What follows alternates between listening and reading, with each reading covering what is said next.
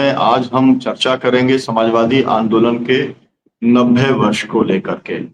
कल 17 मई को 1934 में पटना के अंजुमन इस्लामिया हॉल में कांग्रेस सोशलिस्ट पार्टी का गठन कांग्रेस के भीतर हुआ था। इस पार्टी के गठन का उद्देश्य था आजादी की लड़ाई को ताकत देना और आजादी के बाद में जब देश आजाद होगा तो एक समतापूर्ण समाज बन सके उस दिशा के लिए प्रयास करना। उसी के लिए बाद में संविधान बना। संविधान के अंदर लोकतंत्र को, स्वतंत्रता को, समाजवाद को, बंधुत्व को, धर्मनिरपेक्षता को उसका मूल्य बनाया गया।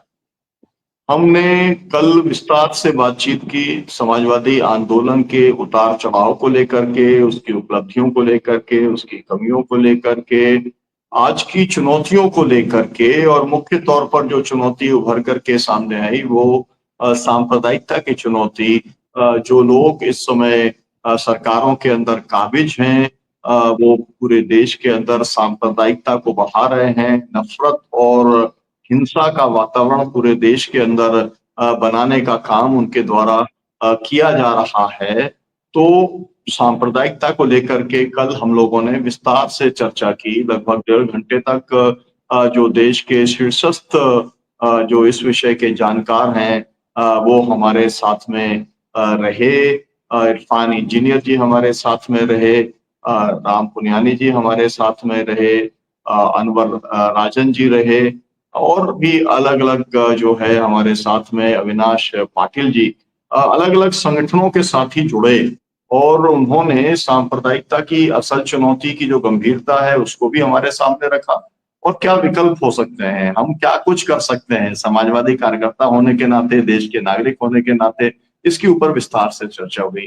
कल हम लोगों ने अंतर्राष्ट्रीय शांति और न्याय के सवाल के ऊपर भी चर्चा की, जिसमें विस्तार से फिलिस्तीन के ऊपर, तिब्बत की आजादी को लेकर, और जो पूरी दुनिया के अंदर एक तरीके का कॉर्पोरेट टेक ओवर हो गया है उससे किस तरीके से अशांति फैल रही है, किस तरीके से एक तरीके से मिलिट्री स्टेट के अंदर बदला जा रहा है या वॉर इकोनॉमी जो पूरी दुनिया में बन गई है, इस सब के ऊपर चर्चा हुई।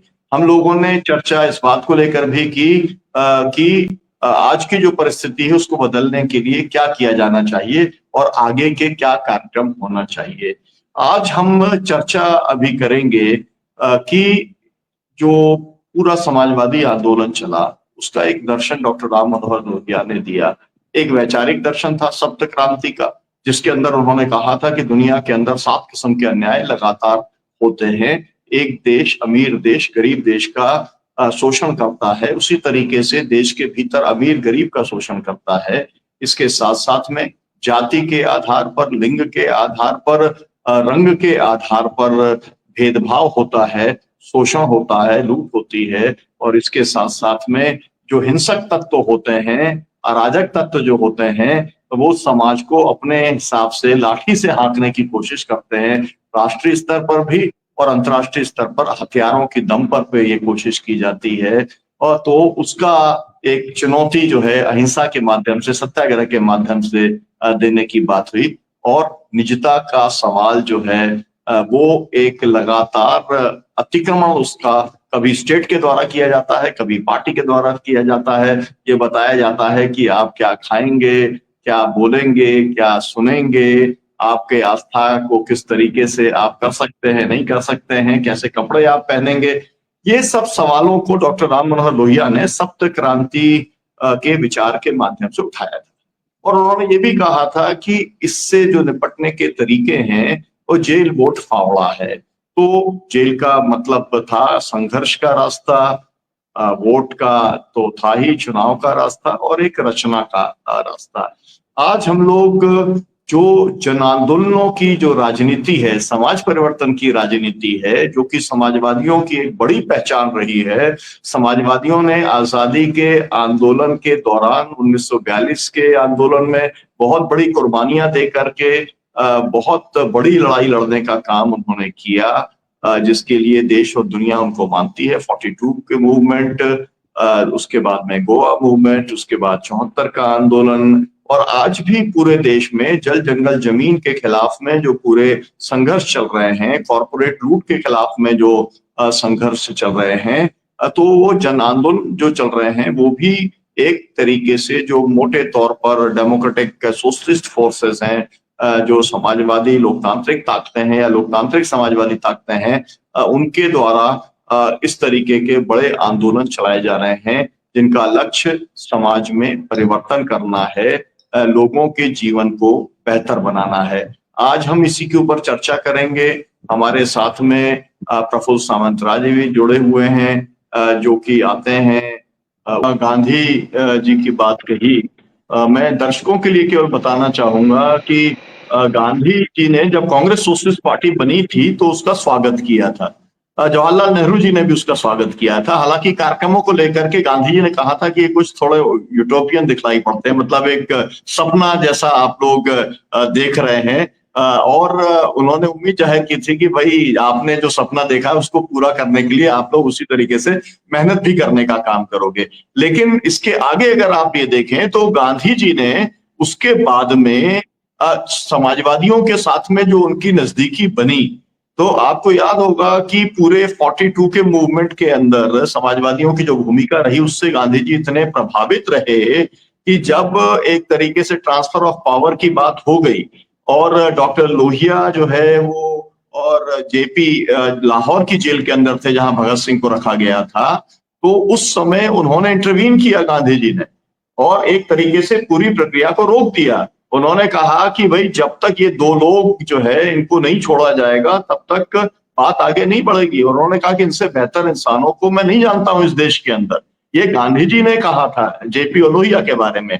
इसी तरीके से जब गोवा मुक्ति के लिए जब डॉक्टर लोहिया उसमें कूद पड़े तो उसके को भी अगर समर्थन देने का काम किया तो गांधी जी ने किया। और ये भी मैं बताना चाहता हूं, दर्शकों को इसको याद रखना चाहिए कि गांधी जी जब एक फेज में जाकर के उन्होंने कहा कि अब कांग्रेस की का जो मुख्य लक्ष्य था आजादी का वो उसे हासिल हो रहा है, अब इसको जो है लोक सेवा संघ के अंदर परिवर्तित कर देना चाहिए, तब कांग्रेस की जिम्मेदारी किसको दी जाए तो उसके अंदर लोहिया का नाम, जेपी का नाम, आचार्य नरेंद्र देव का नाम आया। और जब ये लोहिया जी के सामने ये प्रस्ताव रखा गया तो उन्होंने 3 उसकी शर्तें लगा दी। उन्होंने कहा कि एक शर्त तो ये है कि जो प्रधानमंत्री है वो कांग्रेस का अध्यक्ष नहीं होगा, वर्किंग कमेटी के जो मेंबर्स हैं वो जो है मतलब कैबिनेट के अंदर वो नहीं रहेंगे, और पार्टी को ये अधिकार होगा कि वो सरकार के खिलाफ बोल सके। अब ये तीनों शर्तें ऐसी थी कि कांग्रेस का मानने का ये सवाल ही नहीं था, तो वो नहीं माना गया। लेकिन गांधी जी की इच्छा थी। गांधी जी ने बाद में जेपी जो है उनके बारे में इच्छा व्यक्त की। आपको मालूम है कि ये बात आगे भी चली, गांधी जी के हत्या के बाद भी आगे चली, तो उन्होंने एक 14 सूत्री फॉर्मूला दे दिया।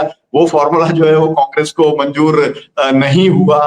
तो कुल मिलाकर के मेरा कहने का मतलब ये है कि जो बात आपने कही है ये ऐतिहासिक तौर पर प्रामाणिक बात है कि गांधी जी अपनी विरासत को आगे ले जाने वाली जो वैचारिक फोर्स है वो गांधी जी के अंदर वो देखते थे, और डॉक्टर लोहिया तो अपने आप को खुजात गांधीवादी कहा ही करते थे। तो अब मैं आगे बढ़ता हूं और मैं एक टिप्पणी तिवारी जी की लेता हूं और फिर वापस जो है मैं अनिल नौरिया जी के पास में आऊंगा। मैं तो आपने जो है कल भी तिवारी जी कल 17 मई को आपने पूरे 6 घंटे के कार्यक्रम आपने किए। आज का भी जो है ये हमारा दूसरा घंटा चल रहा है। कुल मिला करके अभी आपको क्या टिप्पणी करनी है समाजवादी आंदोलन के 90 वर्ष के आगे क्या?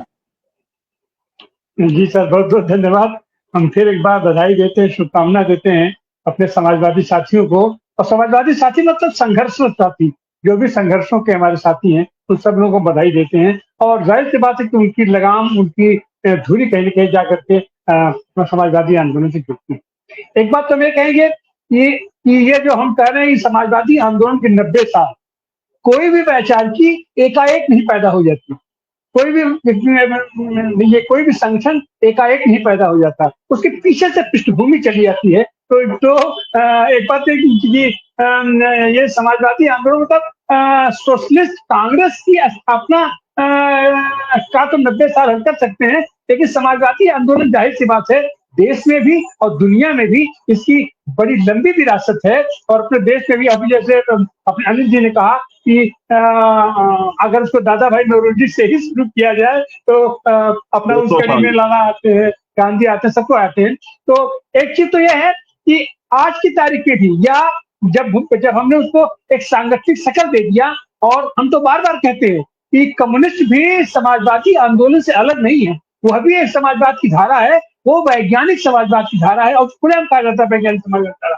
लेकिन अपने साथ दिक्कत ये हो जाता है कि हम लोग ये छोटे छोटे जो हमारे मतभेद होते हैं, जो हमारी छोटी छोटी दूरियां होती हैं, हम इसको ऐसे मोड़ पर ला करके एक बड़ी खाई में हम तब्दील कर देते हैं, जिससे हमारे आंदोलन को जो तो कमजोरी आने लगती है। और जिस मजबूती के साथ हमारा आंदोलन खड़ा हो सकता है, जिस मजबूती के साथ हमारा संगठन खड़ा हो सकता है, उसमें वो कहीं न कहीं से आपदा कमी आ जाती है। फल क्या होता है कि जो हमारा मुख्य शत्रु है, वो उसके ऊपर से ध्यान हटा करके हम लोग आपस की ही बाल की खाल अपना निकालना शुरू कर देते हैं।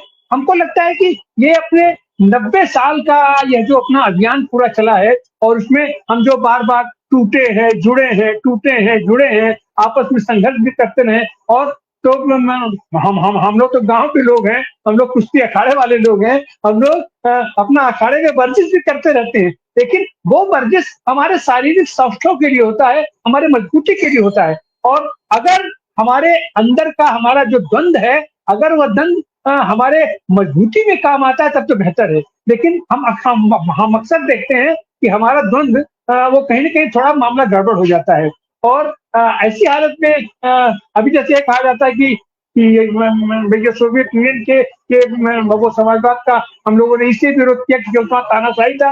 अरे वो जो उसका ऐतिहासिक संदर्भ था, वहाँ का जो संदर्भ था, वो बिल्कुल दूसरा संदर्भ था। और ज़ाहिर-सी बात है कि अगर ये समाजवादी आज की तारीख में हम लोग जो समता, न्याय और बंधुत्व को आधारित करके समाजवाद का हम लोग उसको पुख्ता करने की हम लोग कोशिश कर रहे हैं। इसको अगर इस पर मजबूती के साथ अपने संगठन को, अपने विचारों को अगर हम पकड़ के नहीं चलेंगे, तो यह जो कारपोरेट कल्चर है, ये जो पूंजीवादी लोग हैं, वो हमको जीने देंगे। तो जाहिर सी बात है कि इस लोकतांत्रिक पद्धति को, समाजवादी दर्शन को बचाए रखने के लिए, अपने संगठन को बचाए रखने के लिए एक मजबूती की भी जरूरत होती है। और वहां पर अगर उसको सर्वहारा का तानाशाही कहा जाए तो उसमें कहीं कोई दिक्कत नहीं है। और उसके खिलाफ यह जो मुहिम चलती है, यह जो कारपोरेट कल्चर के लोग हैं या जो इसके विरोधी लोग हैं, ये उनकी साजिश भी होती है। अब जैसे आज की तारीख में भी देश में ही अपना जो होता है, हम लोग कहाँ पहुंच गए कि जो भी ऐसे डेमोक्रेटिक वैल्यू के लोग हैं, उनको जाति के नाम पर, उनको पूंजी के नाम पर, उनको भ्रष्टाचार के नाम पर और तरह तरह का छद्म करके हम उनके व्यक्तित्व को खंडित करने की कोशिश करते हैं। तो यह भी हमारी जिम्मेदारी है कि अपने साथियों को इस दुष्प्रचार से भी हम उसकी रक्षा के लिए सामने आए और हकीकत जो है उसको हम जनता के सामने परोसने की भी कोशिश करें। इसी से हमारा जी। संगठन का विस्तार होगा। और अगर संगठन का टूटन होता भी है तो हम लोग एक स्तर पर जाकर के, एक स्थिति में आकर के हम लोग उसको एकताबद्ध करने की कोशिश करते हैं। हम तो बार बार कहते हैं कि केवल मार्क्स का ही नाम लेकर के, मार्क्सवाद को ही केंद्रित कर करके सैकड़ों पार्टियां बन गई हैं, सैकड़ों कम्युनिस्ट पार्टियां हमारे बीच में हैं। तो अगर समाजवाद के नाम पर अगर हमारे अलग अलग संगठन काम करते हैं तो उसमें कहीं से कोई दिक्कत नहीं है। लेकिन दिक्कत तब होती है जब हम दूसरे लोगों की अपेक्षा दूसरे लोगों को हम कम दुश्मन मानते हैं और अपने ही लोगों पर हम पिल जाते हैं और उनका छिद्रान्वेषण करना, उनका व्यक्तित्व हनन करना, उनका चरित्र हनन करना हम शुरू कर देते हैं। तो हमको ऐसा लगता है कि यह जो ये जो हमारा पड़ाव आया है अपना 90 साल का, आने वाले दिनों में इन सारे दोषों से, इन सारे रोगों से हम मुक्त होकर के उसका इलाज करके हम एक मजबूत संगठन की तरफ बढ़ेंगे, एक मजबूत वैचारिक निर्माण की तरफ बढ़ेंगे जो सबको समाहित करके ले चले। और हमारे सामने आज जो सबसे बड़ा सवाल है वो समता के साथ साथ न्याय का सवाल है कि हम न्यायपूर्ण समाज हम कैसे बना पाएंगे, सबको संयमित तरीके से, अनुशासित तरीके से हम न्याय मुहैया कर पाए, इसके लिए हम ये कितना आगे बढ़ पाएंगे। बहुत बहुत धन्यवाद। आगे जी, क्या करना चाहिए बहुत बहुत समाजवादियों को? धन्यवाद। आप समापन कर दें, 1 मिनट। जी जी, हमने गिरते पड़ते 90 साल की यात्रा शुरू की, तमाम संघर्षों से हम गुजरते रहे। एक चीज हम देखना पड़ेगा, हमारा संख्या विस्तार तो होना चाहिए, वैचारिकी का भी विस्तार होना चाहिए, लेकिन हमें सतर्क दृष्टि भी रखनी पड़ेगी। जिस तरीके से कहीं न कहीं जयप्रकाश नारायण जी से थोड़ी-सी चूक हो गई थी, ऐसा ना हो कि अब जैसे एटीएम यूनिवर्सिटी है, बहुत बढ़िया काम कर रही है, लेकिन बीच-बीच में हमको सतर्क दृष्टि कि जो लोग हमारे पास आ रहे हैं, खाली समाजवादी नाम उनके साथ जुड़ करके, गांधीवादी समाजवाद लेकर के भी अपना बीच में कुछ लोग आए थे। तो इसलिए इन छद्मकालनेमी से भी हमको सतर्क रहने की आवश्यकता है, और जितने भी समाजवादी समूह हैं, समाजवादी ग्रुप हैं, इन सारे लोगों को बिना मतमालिन्य के सबको एक साथ जुड़ करके, एक साथ लेकर के समाजवाद को धुरी बना करके, वैज्ञानिक समाजवाद को धुरी बना करके हम आगे एक मजबूत संगठन के रूप में हमको अपना काम करना चाहिए। और ये संसदीय राजनीति में भी जबरदस्त दखल रखनी चाहिए। संसदीय राजनीति में दखल रखने के लिए डेविएट होने की भी आवश्यकता नहीं है। अपने विचारों पर दृढ़ रहते हुए हमारे साथ जो भी लोग आए उनको हमें अपनी कसौटी पर कस के भी देखना पड़ेगा। केवल संख्या बढ़ा लेने से कि कोई भी आ जाए, हमारी संसद में संख्या बढ़ जाए, विधानसभा में संख्या बढ़ जाए, वह भी जरूरी है, लेकिन वैचारिक दृढ़ता भी जरूरी है, अनुशासन भी जरूरी है, और ये सैद्धांतिक मजबूती भी जरूरी है। हम इसी शब्दों के साथ अपने इन समाजवादी आंदोलन के 90 साल के आगे के सफर के लिए आप सारे लोगों को शुभकामनाएं देते हैं, क्रांतिकारी अभिवादन करते हैं। जी पाटिल जी, बहुत शुक्रिया आपका जस्टिस पाटिल जी। कौल। जी बोलिए बोलिए। हमको इंक्लूसिव होना चाहिए। जी हम जी समाजवादी, जी, हम समाजवादी, हम ऑनेस्ट, तो जाओ, जो भी ठीक बात है, आपके साथ आना चाहता सबको है जोड़ना है। चाहिए। बिल्कुल बिल्कुल, बहुत बहुत शुक्रिया आपका जस्टिस कोलसे पाटिल साहब। जो है पूरी समाजवाद की जो विचारधारा है वो इंक्लूसिव विचारधारा है, और पूंजीवाद की जो विचारधारा है वो एक्सक्लूड करने वाली है। ये इतिहास का सत्य और तथ्य है। तो जो बात आपने कही है वही इस विचार की सबसे बड़ी ताकत है। बहुत शुक्रिया आपका अनिल नौरिया साहब समय देने के लिए, जस्टिस साहब और जागृति जी, तिवारी जी, शत्रुघ्न जी, बहुत बहुत शुक्रिया, बहुत बहुत धन्यवाद।